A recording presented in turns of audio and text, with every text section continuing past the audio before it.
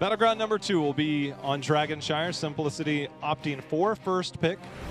There are 3 battlegrounds they love to pick Dreadnought are Tomb, Towers, and Volskaya. Volskaya was banned by Team Freedom, so depending on where we go next, if Simplicity does get a chance to pick down the road, maybe we'll see Towers, but for now it's on Dragonshire. There are some tricky things out there.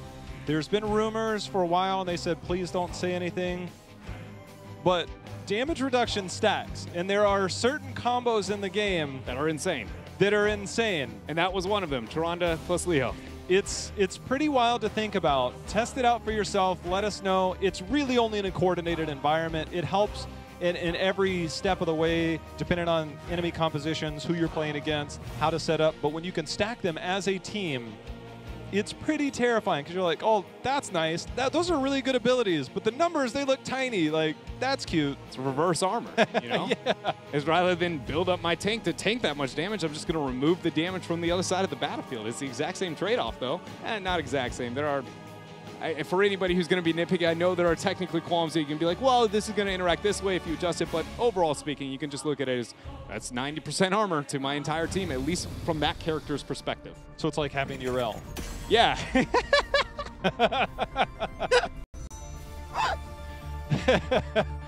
Well, we'll see if we see the adaptation in drafts here. Muradin for Team Freedom has been when they've looked their best lately, Dreadnought. This was the map where they started to turn their season into that big bright spot where we knew Team Freedom is one of North America's best. It was what they used in their run at the Western Clash for the best performing North American team.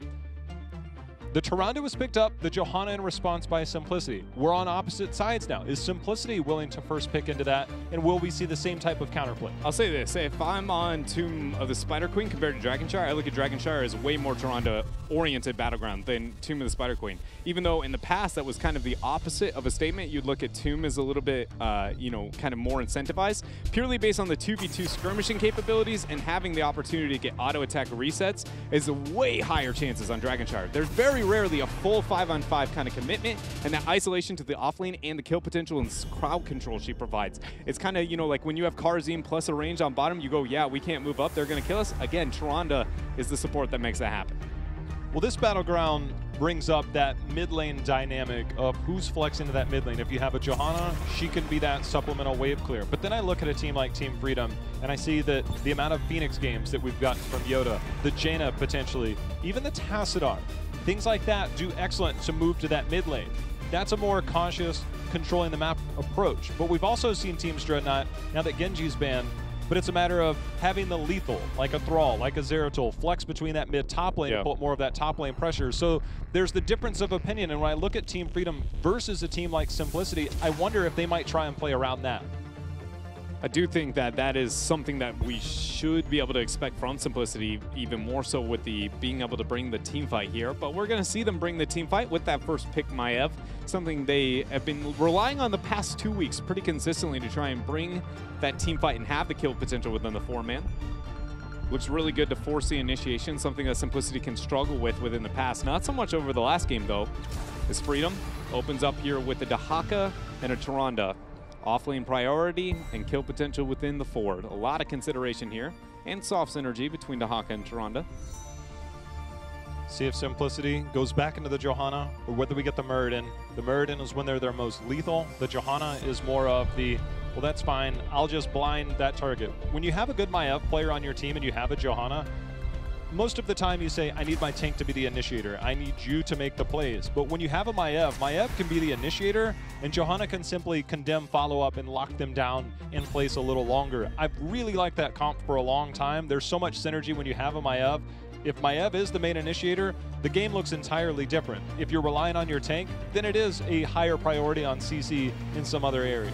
Comes down to, you know, the same kind of trade-off. I mean, really with any 1-2 punch combo, right? Is the minute that you have more than one initiator, you're like, wow, this is not that hard to avoid. You know, it gets a lot more difficult to avoid whenever you have that multiple opportunities. It just becomes less linear and more forgiving in the long run. As we do get a Johanna ban here in the 3rd ban, I'm indicating that's probably in response to the fact that we got the Tyrande picked up here. Will we get a Muradin ban in response? That's the problem, is that if Simplicity doesn't ban Muradin, I highly doubt that they're going to get Muradin. So they'll ban Medivh. This is interesting. You could, if you do remove the Murden from that type of equation, there's still a Nubarak, so I can see you arguing like, okay, there is still a ranged initiation against Or there's still an Arthas. Or it's old, baby. We get ourselves the Arthas pickup here, a common pickup here in North America starting last week. It's been the Maiev counter. It's the Maiev counter. It's the response we consistently see here. It brings up an interesting point when we look at builds, because you do get a slow on the first target hit with your Sentinel at level 13, plus potentially damage reduction. But she also has movement speed for her Q targets. And Arthas lacks the mobility. We're going to see the Tyrael pickup here by King Caffeine. This is a bit of a classic, I feel like, for King Caffeine specifically. Not really. Not really. Just in my head, one of the most profound moments he's ever had as a warrior was in response to one game we were playing against him where we had a Tyrande and a Nova stealth composition. They just got the reveal with the Tyrande and then Judgment onto the Nova all day. I feel like this is a response to the Tyrande support. Be like, okay, you're going to pick it. We're just going to kill your Tyrande. So you think maybe some Judgment action? I'm expecting to see some Judgment action in this type of situation, purely based on the map, too. Less team fighting, 5v5s. I can see the argument for Sanctification. That's what we got last week, Warren's Cage and the Saints. But this is one of the games I wouldn't mind if we got that as well, even more so considering, you know, Arthas is actually a soft counter to the Sanctification. If he survives and you survive, you're all going to have to deal with the slow afterwards, and I hate to break it to you, he's going to win that one. And there's just so many interesting dynamics now with this support meta change. This is a game where we're not seeing Deckard. How often have I said that? Deckard's support win rate is astronomical. It's up near 60%. And for his involvement rate, that's insane. I think that's the biggest thing to point out is he has a very good win rate, but a involvement rate that is so high that with that win rate, you put yourself in a position to be like, is this the best support we've ever had? I don't think so. I still think that original Malfurion, before all the nerfs on his rework, was the best version of a support being implemented and the impact they've had involvement rate with their win rate cross-comparing, but she's got to be close. Globally, an 89% involvement rate. Good. For Deckard. Oh, yeah, it's better than good, but 59% win rate globally. And normally when we see, you know, even above that, anywhere near that involvement rate, you would argue maybe it's going to be closer to the 50 or lower than the 50 based on the priority of the hero just within the meta itself. Here's my favorite part about breaking that all down. It's almost 60%. On Battlefield of Eternity, something that you've been throwing out there about Deckard's, I guess, impact on Battlefield of Eternity. He has a 37.5% win rate on Battlefield. If you take out Battlefield of Eternity, that win rate goes over 60% for Deckard. That's how strong of a support he's been. For him to be passed over here, it's a statement. And now, not only because of the context of that, you know, kind of stat that we have there, but also with the Tyrande implementation, I will be upset if we get equally as high Deckard Cain priority on Battlefield of Eternity based on the race capabilities both those heroes actually end up providing. Here we see an adjustment there at the level 1, though, when looking at the Tyrande. Going to go Spell Armor instead here for Collusion, making it a little bit more difficult for that Maiev. Actually, that wouldn't be the Maiev damage because most of that comes out as physical. Not crazy, right? Seven-sided strike is percent damage. Spell Armor doesn't work there. Yeah, I'm okay. It's just Band of Knives reset, but you do spec into a lot of physical talents with Maiev, and Raynor hits autos. But then you look at the alternative. The stun works after, like, or the cleanse works after stuns. In Maiev, you get the pull. There's Yrel and Maiev, and it's after the pull, which is where you could get it. So it's not like you can cleanse the tether and then walk away. So that's a good point. Stun options are limited, so the change up here, that's what Tyrael compositions do, which is why we've seen heroes in the past, even post-nerfs. Tracer starts to come back because it's like, well, you can't lock me down, so what are you going to do about it? And another thing to not underestimate now, kind of as we go through this thought process-wise and kind of digest it a little bit, Yrel has a lot of spell armor, or spell damage now that I think about it. Like, purely off of her leap alone, like, that is a large portion of her damage output beyond the sustain and kind of survivability that does provide. But looking at the lanes for now here, control from Simplicity both on top and bottom. Collapse around Team Freedom. Zugrug looking for the reveal. Tiger's able to make it out. Cap's going to go get the follow-up on Eldruins. Good dodge onto the Howling Blast. Might throw him down to help K1 Pro try to get the tether. Zugrug follows him in.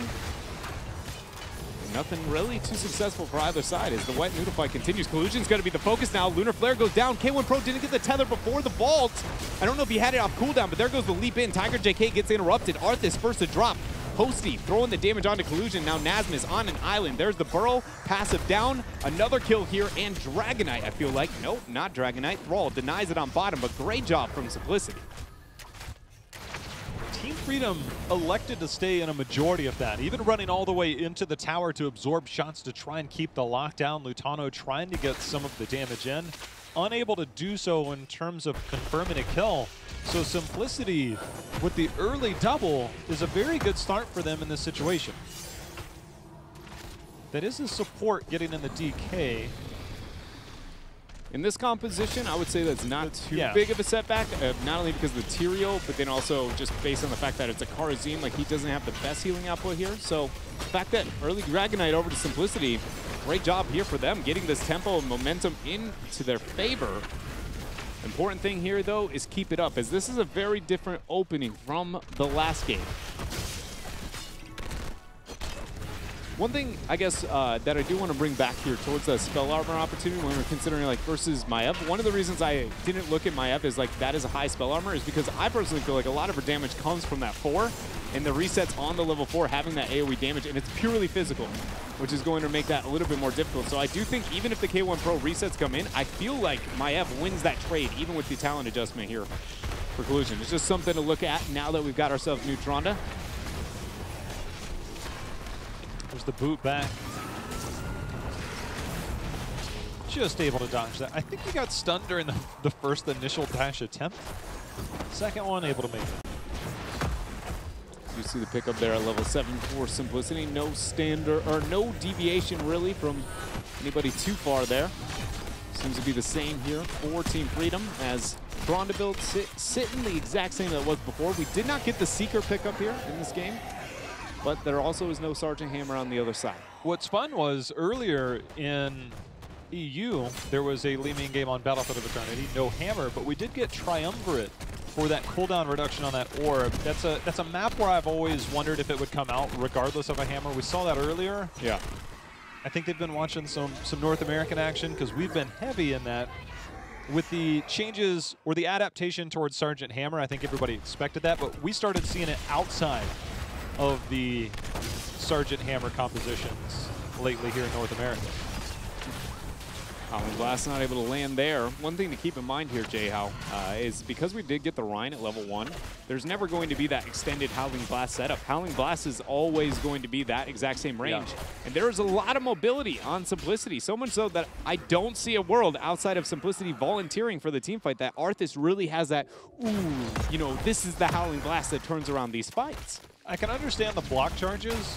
The amount of auto attacks that are going to come out from Simplicity, including the level 7 talent from Tyrael, which gives you more attack speed.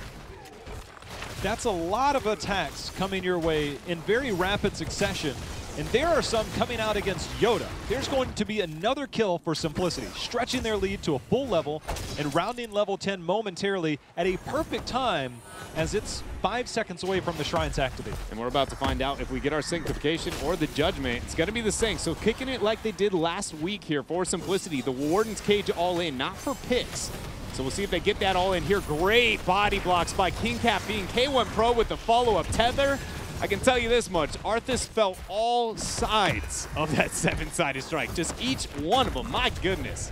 Zuna just needs to get in position for a momentary knockback so that he can get control of this. It will only take a second, but the collapse is going to be here. Ardent Defender would still be available. Feeding Frenzy makes it tricky. You mentioned another soft synergy. You get the drag, Feeding Frenzy, then the follow-up on that. Oh, Zuna half a second away from getting the interrupt on that brush stock. That would have led to... And he went bottom. Yeah, that would have led to a kill and a Dragonite for sure if he got that interrupt. So close. But Nasmus makes it out. Will he make it out of this? Tether 1 coming in. 7-sided 3 seconds. Ooh. Close, but no cigar here. Freedom now hitting 10s. What heroics are we going to see coming out from them? It is the Sundering. Everybody else sticking to the norm. It's actually going to be the Shadowstalk this game, though. See how that comes online here for Freedom. Shadowstalk is an amazing late-game Dragon Shire tool. We'll talk about it later. Dread Li Ming is being super aggressive, trying to get those Calamity kills, those resets, or even get some damage in. I'm watching Lutano on the minimap jumping in to no avail so far.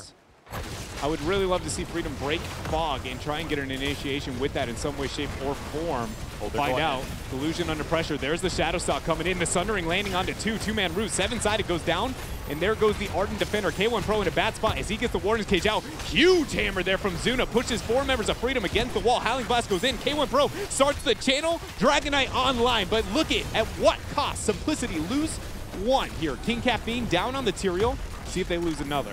Gonna try and follow up on this. Nasmus very low. They're just gonna burrow under. Does have the essence. Can they get enough burst damage in? Nasmus trying to walk away. The healing comes in. The DK is getting obliterated. Yeah. Between that Hunter's Mark. Dreadnought, that is one of the fastest DKs I've ever seen fall.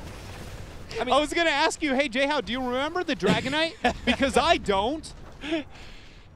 For people that aren't always aware, vehicles in the game do count as heroic targets. So there are some things that don't work in terms of some damage, but a Hunter's Mark definitely does. And it amplifies the rate at which that thing goes down very, very fast. It is only an 8-minute Dragon Knight, so it should be noted it wasn't the strongest Dragon Knight we've ever seen, but when we look at late-game Dragon Knights itself, you can look at this game as Freedom as long as they have the Tyrande available and a lot of single-target damage, which they very much do. Those Dragon Knights aren't going to be that high impact. This is not the first time this approach, if you will, has been chosen. It used to be in the past, actually, you would take Tyrande and Nazebo because of their damage to a vehicle and single targets. 1 vulnerability plus a late-game spider, DK's dead 100% of the time.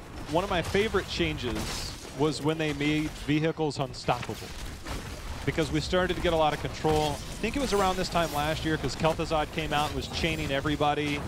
You were getting kicked everywhere as a vehicle. The one thing after that that became the strongest thing in the game, which not in HGC, but it became one of the strongest utility things in the game, was the Garden Terror on Garden of Terror. Yeah. But we have a Garden of Terror rework coming in terms of the map. If you guys missed that, there's a lot of really cool content the last few days between the rework and the Garden of Terror. It's all over the Blizzard social media. I, for one, am excited. We'll probably talk about this another time, but the garden changes look really cool. Excited to see how that plays out. But for now, it's double camp for Simplicity as they push down with the 13 talent tier advantage and double siege shots. Mercenary advantage here for Simplicity, not something we can say too often there, as the Lunar Flare going to go down just to try and rid of those Giants faster. K1 Pro found himself a tether, but nobody going to pull the trigger here yet as we're 19 seconds out from the next Shrine phase.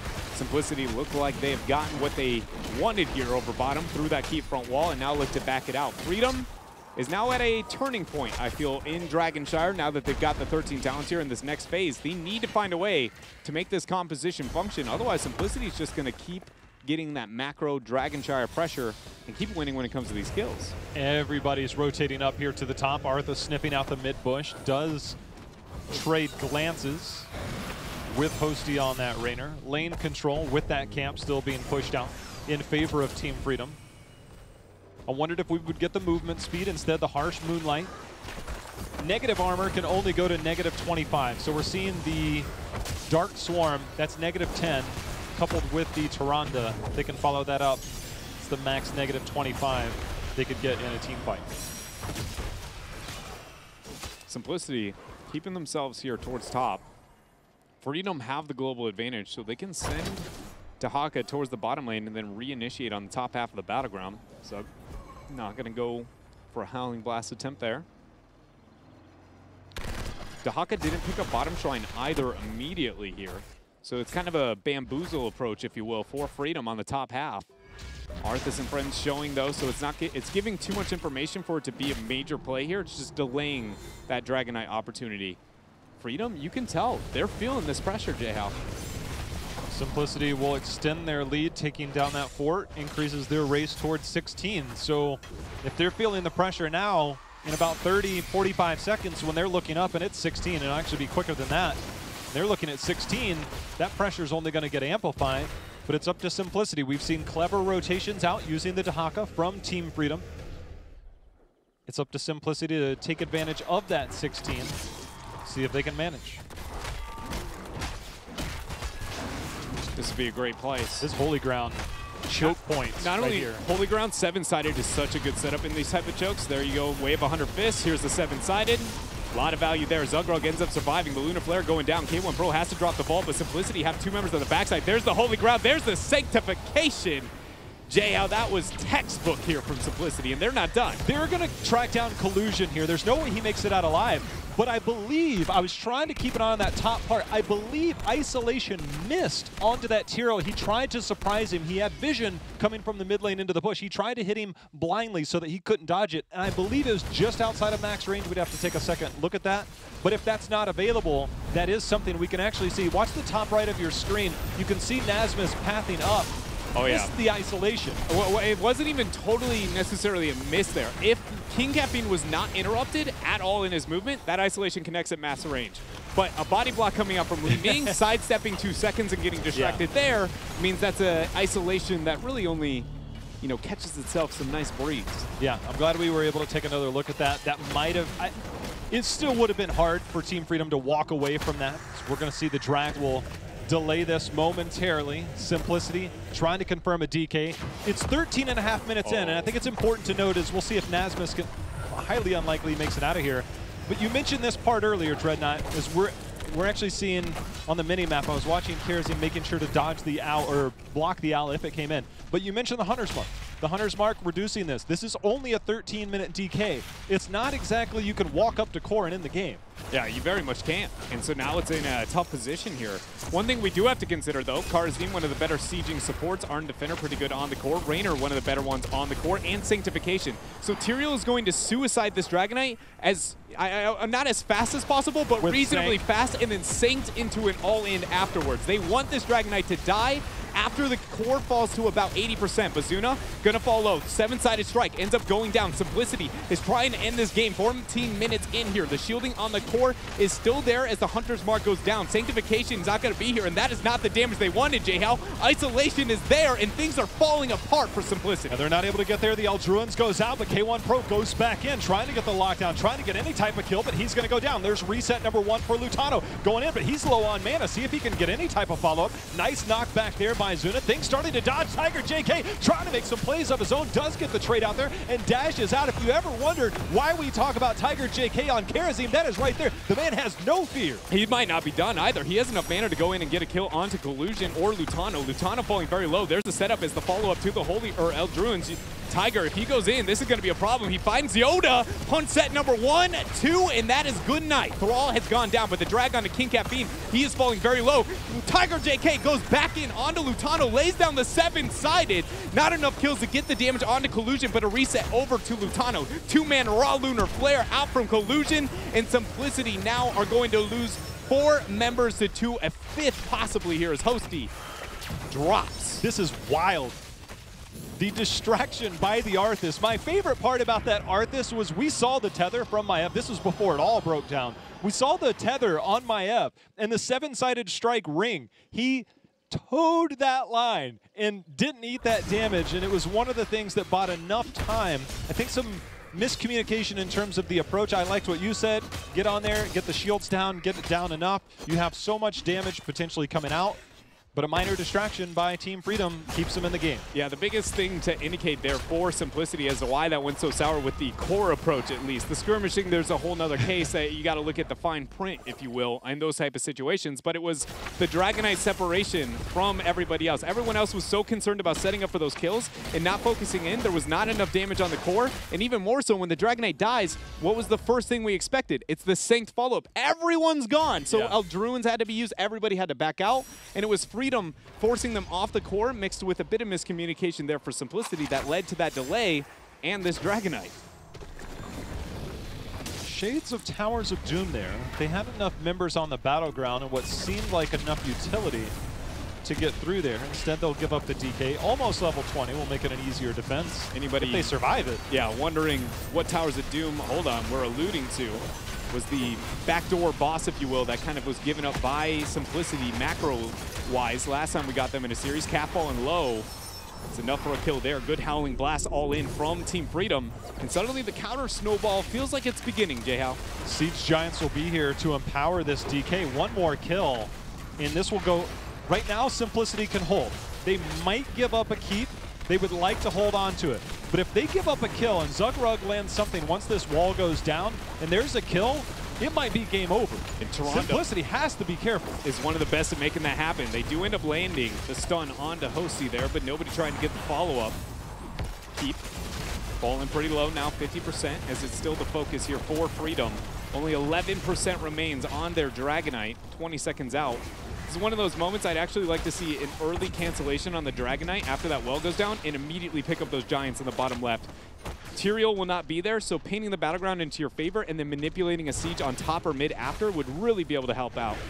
Instead, Freedom going to look to do the standard I feel like that we see in this situation more often than not, just focus on another keep front wall. Any big team fight from here on out could decide this game. Catapult's dead even in the bottom lane. We've already seen the plays made from Tiger JK. He's going into Epiphany at level 20. Activate that, get some more dashes out with his Q. Going away of the 100 Fists, something to play around. Both teams sniffing it out. King Caffeine using that smite enough to walk away. K1's on an island though. He's not with the rest of the team. He's going to come in with a massive flank in a moment here as we see the Shadowstalk actually coming out with the 7-sided strike. Drag's going to land their Sanctification, hitting 3 members of Simplicity here as they're now on the retreat. Freedom getting pulled back by the Warren's Cage. Trying to dig in. Can he hit the Howling Blast? Can he hit the drag? The knockback there from Raynor, but it comes at the cost there of that Lunar Flare. Yoda aggressing, another Howling Blast off cooldown in a fraction of a second. J-How, Simplicity somehow made it out of that. It wasn't easy. Definitely showed some hustle. That first route that missed, it nipped the wings of Tyrael and King Caffeine on his way out. Those heals were on it. Zugrug walks forward. No army, so highly unlikely they would take that fight there. K1 is going to have to drop a vault here to make it out of that. There it is, but he lands on top of the Howling Blast. Good job by Hosey and Zuna trying to give him a little bit of breathing room. We see the Sephiroths and the Ardent Defender used as Holy Ground. Gets Simplicity room, but those are cooldowns that we cannot see being used this late in the game, 20 seconds out from a Dragonite, if Simplicity wants to be competitive around this next DK phase. 2-minute cooldown on that Ardent Defender, so a major tool that will not be available as we're 5 seconds away from that Shrine phase. Global advantage in favor of Team Freedom. Catapults neutral in that bottom lane, but trying to control that vision is Team Freedom with this camp. They already have that lane control. They're parked here in the middle, have the Rainer's Raider on one side, sniffing out Zugrug. See if they try and rip a fight. Hosty. Howling Blast. No Cleansing Touch, no Sanctification. Job's done. Hosey out of here. Freedom find the first pickup, but does it come at the cost of Collusion as there's a lot of damage coming out from Tiger JK there. 7-sided goes down, but when he comes out, he has no HP. He gets the dash onto Zuna. K1 Pro trying to get kills onto Collusion, but he gets the double heal. There's the Sanctification, but it is all but over at this point here. J-How, Collusion, and friends look like they're going to be able to set up another kill here onto Zuna, and with 3 members of Simplicity dead, likely a Dragonite. That DK should be enough at this point of the game. If King Caffeine falls, see if he has one more juke in him. Nice death coil though, that's enough. 4 members down on the side of Simplicity. Nasmus will move over onto this Shrine. The DK and 4 members alive, 3 members to join the DK. Siege Giant already at the bottom. Should be enough for Team Freedom to close out game number 2. Trying to figure out if there would be any major outlier opportunity, but without the Warden's Cage available, it does feel like that might be too much. We do have K1 Pro back. Giants already starting here with that catapult towards the shielding on the core. K1 Pro, tether number 1, gonna get interrupted. Burrowing Claws, or Tunneling Claws, also helping Simplicity. We see the Isolation try to come out there for a moment, not gonna land, but the Dragonite is too much here, J-How. Game number 2 on Dragonshire, going over to Freedom, now 1 game away from winning this series. It's been wild. Simplicity has brought the fight every step of the way. In that mid-game, they've done it through team fighting, but closing it out has been difficult. Yeah, it has been very difficult. And to be frank, this is a roster of players, not necessarily the entirety of it, but definitely when looking at King Caffeine, K1, and even certain rosters of Zuna have struggled with late-game decision-making. And it didn't expect it to come to light here, maybe at the level at which it is, but I can't help but feel like even though we're looking at Freedom up 2 games, I'm still more impressed with what we've gotten from Simplicity here. It's very important when we look at not just the playoffs, but the bottom 2 teams for Crucible. You and I touched on this last week. For Simplicity, they don't always just have to win the series. Winning a series would help their odds of getting into playoffs tremendously. But it's also game wins that's very important for them, because LFM will be playing later this weekend. And depending on how some of those losses come in, hopefully we can take a look at that shortly. But there is a lot of potential if Simplicity just picks up game wins. And these have to hurt in that department. Yeah, they definitely do feel like it could be a pretty big emotional setback, but I also feel like it might be one of those opportunities where you can be like, it gives you that hope. You're like, wait a minute, we didn't know if we would be able to get to this level. We were in control at moments of this game. We had very obvious win conditions available at specific moments. Yes, maybe the execution not necessarily there quite yet, but I can't help but feel like identifying that opportunity is even greater than maybe the execution itself here. So I do wonder, especially with the veteran roster that we get from them, if they can keep it together and maybe even find a game here against Freedom and it not be game number 1. The vehicle maps have always seemed to be a crux of this team. I'd like to run it back to see how that did unfold. Unfortunately for Simplicity, they were unable to take down game number 2. Team Freedom finds themselves up 2-0. We're going to see if they can close out this series, whether Simplicity can fight back. We're going to commercial. We'll be right back.